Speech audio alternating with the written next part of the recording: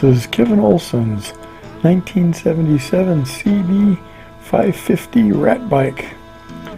He's done a marvelous job putting this whole thing together. We needed a little help with the carburetors. First came in. What's this thing? 77 CB 550 4. What style do you think this thing is? Cafe racer.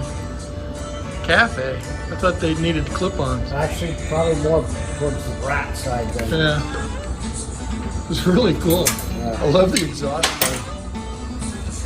But customers in here, carburetors are a little out of his wheelhouse, so it's in here to get the CR round slides sorted out. Stay tuned. Carburetors needed a little bit of jetting work, but the biggest thing was the carb sync. As you can see, that was way off. Once that was in, here's the result. This thing is so cool. This is the proud owner.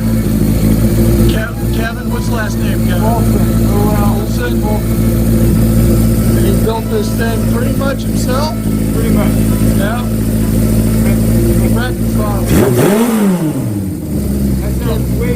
Came down for a little PFM and now he's out for a test drive.